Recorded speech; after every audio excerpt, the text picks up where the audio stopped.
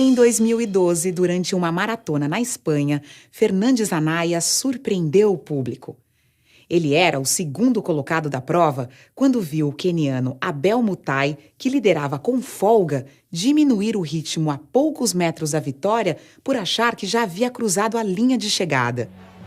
O que fez o espanhol? Ao invés de aproveitar a oportunidade para vencer a corrida, alertou o concorrente e o empurrou até a vitória. Um jornalista veio com o microfone e disse assim: "Por que você fez o que fez?" E o menino espanhol disse: "Fiz o quê?" Ele não compreendeu a pergunta.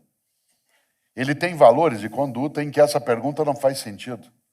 O jornalista insistiu, disse: "Mas por que o senhor fez isso?" Ele disse: "Isso o quê?" Ele não compreendeu, ele não achou que houvesse outra coisa a fazer do que aquilo que ele houvera feito.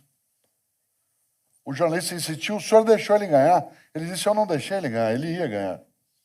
Mas ele falou: "Então, mas ele estava distraído." Ele disse: "Então, se eu ganhasse desse modo, qual seria o mérito da minha vitória? O que é que eu ia pensar de mim mesmo, quieto, sem câmeras?" Aliás, ele disse uma coisa mais interessante: se eu subisse no pódio, no lugar de número 1, qual seria a honra da minha vitória? Qual seria a dignidade do meu sucesso? Mas aí ele disse a coisa mais bonita que eu vi em 2012. Ele disse: se eu fizesse isso, o que eu ia falar para minha mãe? Sabe por quê? Porque a mãe é o último reduto que você não quer envergonhar. Seja sua mãe quem for ou quem foi, se aquela pessoa que te deu a luz, isto é, que te trouxe ao mundo, se ela ficar com vergonha de ter te parido, é porque você não presta. Não presta para quê? Para conviver, para estar junto, para ser gestor público ou privado, para ser professor, para ser marido ou esposa, para ser amigo ou amiga. A mãe é o último reduto.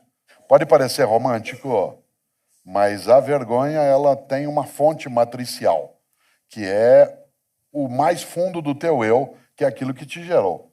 Não quero fazer aqui um tolo elogio à questão da maternidade em si. Eu estou falando de outra coisa. Aquilo que você não quer envergonhar. Immanuel Kant, grande filósofo alemão do século XVIII, tem uma frase que é estupenda. Ele dizia, e esse é um princípio que vale para qualquer lugar, ele dizia: tudo que não puder contar como fez, não faça. Tudo que não puder contar como fez, não faça. Porque se há razões para não contar, essas são as razões para não fazer. Claro que ele não está falando contra sigilo e privacidade.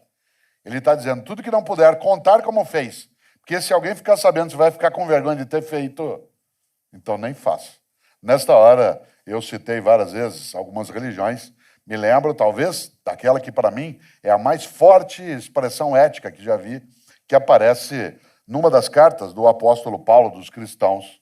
Está lá no capítulo 6, versículo 12. O apóstolo dos cristãos escreveu: tudo me é lícito, mas nem tudo me convém. Isto é, eu posso fazer qualquer coisa, porque eu sou livre, mas eu não devo fazer qualquer coisa. O que eu não devo fazer? O que torna imunda a minha história, o que mancha a minha trajetória, o que agride a minha comunidade, o que envergonha a mim mesmo, o que entristece minha mãe.